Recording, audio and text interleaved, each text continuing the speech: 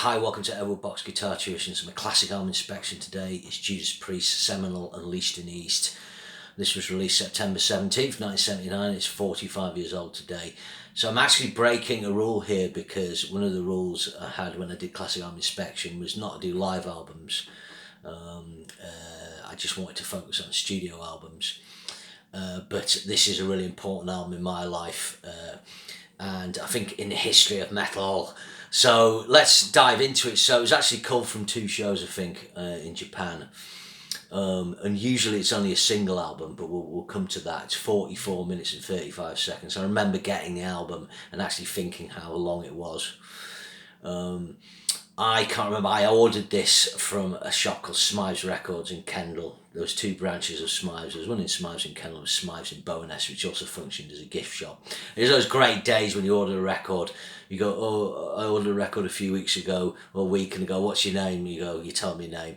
And then they go into the store, the bits, behind, and they pick out the brown paper bag, they've written the price on, they check it, and there's your order. So it was always really exciting ringing up the shop and going, I'd like to order an album. You used to have to do that now. This is the first album with Tom Allen producing, mixing. It's also the last performance by Les Binks. But it kind of marks the end of the era, but beginning of the next era. But let's have a look at the tracks. It opens with Exciter. And this is a storming version of the song. I think this is superior to the studio version. I always love studio versions of songs. But I think the live version of Exciter is absolutely phenomenal. Amazing intro. Tempo's a little higher. It's really raucous. And it's a great version of the seminal metal song. Then it goes into Running Wild. Quite unusual that we'd pick this track. This is a track I like. I don't think it's the best track of Killing Machine.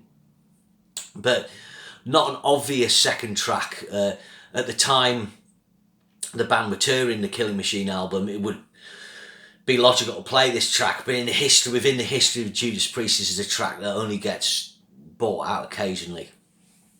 Then it goes into Sinner. Superb version of this track. I actually heard this version of the track, I think, before the Sin After Sin album. My memory's getting fuzzy. In my mind, I think I've heard the live Sinner before the Sin After Sin version, but there's a part of me thinks we had the Sin After Sin album before we had this. I can't remember. I have a vague recollection of hearing the start of Sinner and it being sounding quite strange on the studio recording. But anyway, it's a great version. KK does a great job. There's a big delay that kind of pans across the speakers on this. Then you've got the Ripper, superb version of this. Doesn't have the sort of weird atmosphere of the Sad Wings version, but works really well. And 2 minutes 44, really close to the tempo. And then the original side one finished with the Green Man Unleashed with a two-pronged crown there, Fleetwood Mac cover. Now what's unusual about this is the studio version of this didn't appear on the Killing Machine album in the UK, which is weird really because the Killing Machine album's only 35 minutes long. So if they put this track on, it wouldn't have made a difference. So you only got it on the American version, Hellbent for Leather. Now it's been reinstated. Now I like the studio version, but obviously the live version's the one I know best. It's always had a bit of magic. When I listen to Killing Machine, as good as the Green Man Unleashed is, it feels quite strange having it in there because I'm not used to it. I think what's interesting about Simon is you realise the power of Tipton. Exciter, Rob Halford Tipton. Running Wild, Tipton. Sinner, Halford Tipton. Ripper, Tipton. Tipton's in there co-writing these great songs. Side 2 opens with another cover, so 2 covers back to back. Again, that weird thing with Priest, Johnny B. Good aside, they have got 2 classic live tracks that are covered, and of course it's Diamonds and Rust. Again, this is another really good version. I think probably it's superior to the Sin After Sin. Sin After Sin version's a little kind of lighter, still love it though. Then you've got Victim of Changes. This is KK's first writing credit. Obviously Al Atkins, Halford Tipton. This is a little faster than the studio version. Now I definitely heard, thinking out loud, I definitely heard the live version before the Sad Wings version. So we got Sad Wings later. I got this album first. So it's kind of higher tempo. Really good, really powerful, really heavy. I mean, when you hear it on the Sad Wings, and I love the Sad Wings version, it's quite light. It feels like the band in the room. This is massive, and it shows the advancement in production. Priest don't really make good sounding records, still Killing Machine, and then this takes the advantage further with a good live sound that captured, of course, Tom Allen coming into the fold. It's a great version. This is usually what people play. You don't really hear people playing the studio version on radio. Absolute classic.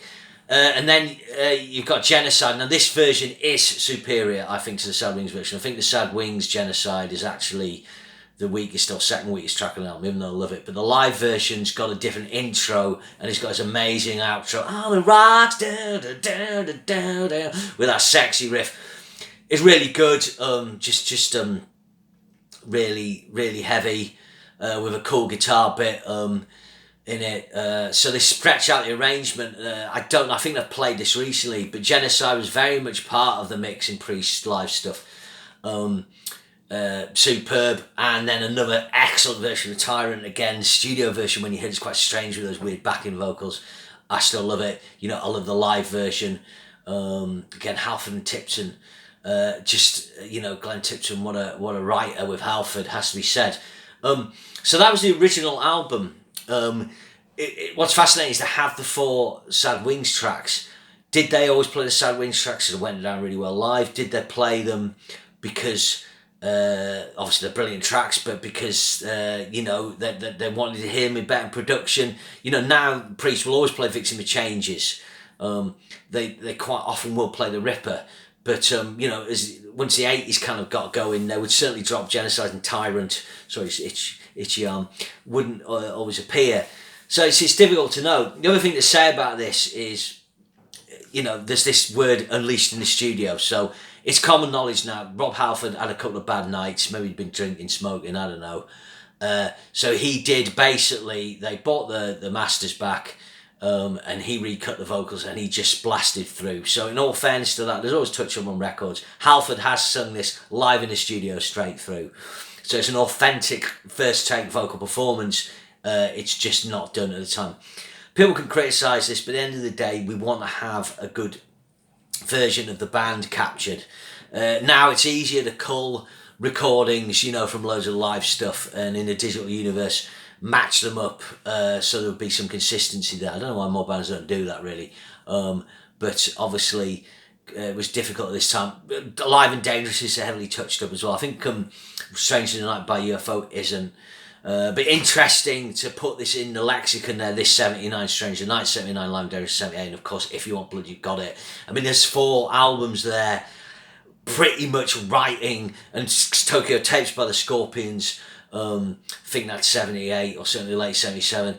Those 5 albums writing the book of rock, heavy metal live albums really, and doing a massive function to bands, because they function kind of like a best of and an introduction to the bands. And I think these albums, and this includes Unleashed and Unleashed, were a huge influence on New Wobham.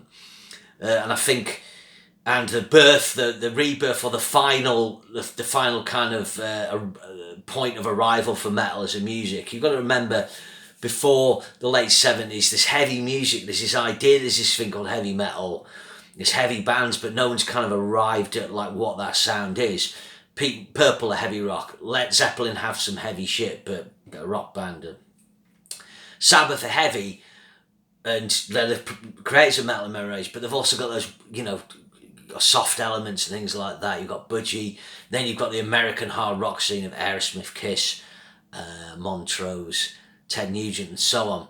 And those artists will all influence bands.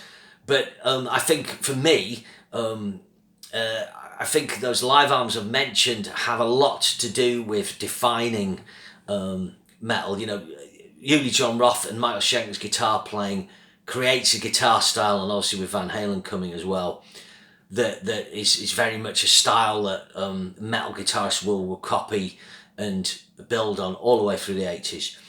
You've got UFO Pete Way with those striped pants. How many New Wobham bands have those striped pants in terms of the image? Then you got Michael Schenker, Rudy, but particularly Michael with the Flying V. The Flying V is such a staple, Diamond Head. A to Z. Numerous new woman bands had Flying V's, and a Flying V is a metal guitar, and of course KK uses one. Then you've got Thin Lizzy, you know, the Les Pauls, the long hair, you know, even things like Glenn Tipton on the chrome scratch plates. So does Phil Lynott, just little things like that. Having the drum solos, the way the set lists are paced, you know. But I think with Priest, the key thing with this is, and at the point it comes out, Priest are on the front, it's a stage photograph, but they've got the studs and leather on. They're on top of the pops before this. And that's the metal image. The logo looks metal. They look metal. The music is in the vinyl grooves is metal. It's all got metal titles: Exciter, Ripper, Genocide. Every way you look on this album, it's got the tropes, the stylistic, you know, signposts of heavy metal music, and of course Halford's stratospheric screaming. You know, there's nothing on here that is not metal, for want of a better expression. And also, a lot of people would have been buying this album, Cinema on Top of the Pops, stuff like that. Sabbath did Never Say Die, they were on Top of the Pops. DC, you know, all that contributed to that swell in 1980, and Saxon, Iron Maiden, and so on. And I think this album is it's the calm before the storm, and this album goes to number 10 on the UK charts. So oddly enough, I mean, the Killing Machine album, even though on Top of the Pops, only makes number 31, Stained Glass 23 or 27.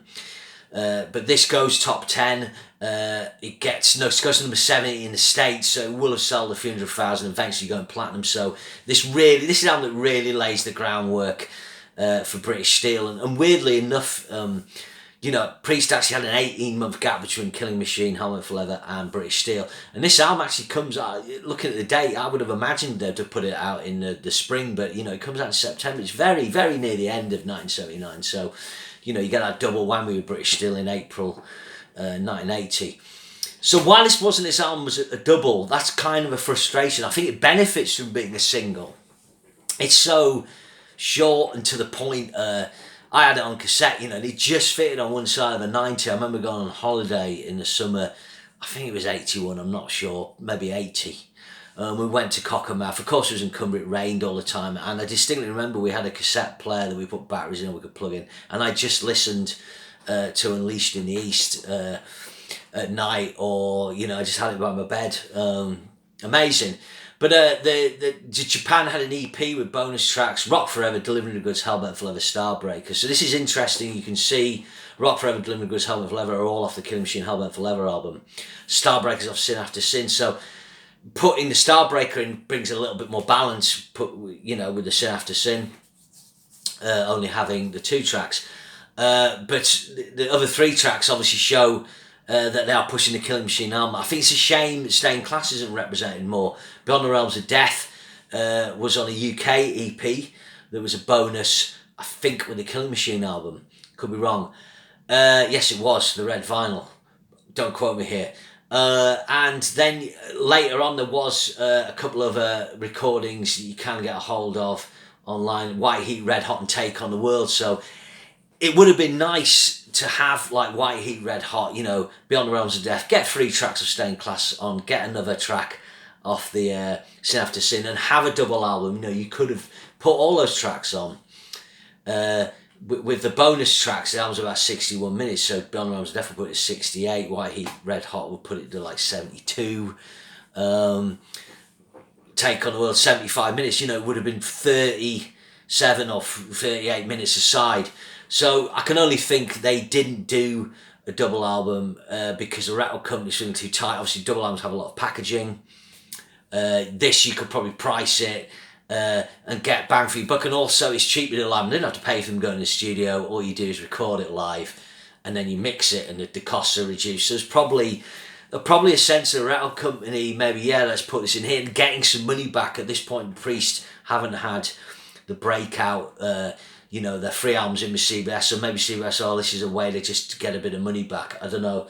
You know, the other versions, Rock Forever's really good version, very tight. Hellbent for Leather's excellent.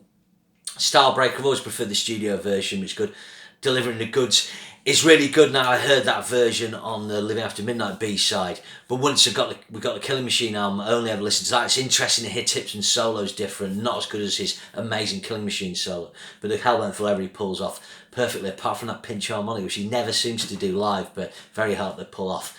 So I think that covers it really.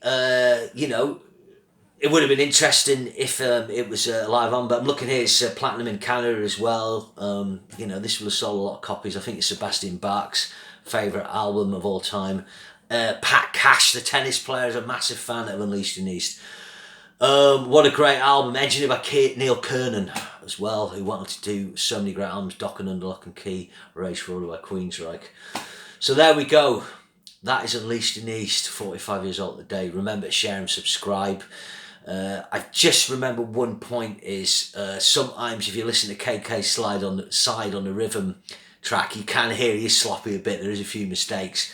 And the other weird thing is sometimes you can hear a little popping noise, and that is, I think, when he's using his Flying V, if you've played a Les Paul as well, it's very easy if you do palm muting to pop the E string off the bridge pickup, and I think that's what that sound is, because obviously at Flying V, the bridge and pickups would be very similar to Les Paul. Right, I've waffled enough. Remember, share and subscribe. See you again soon. Thank you very much.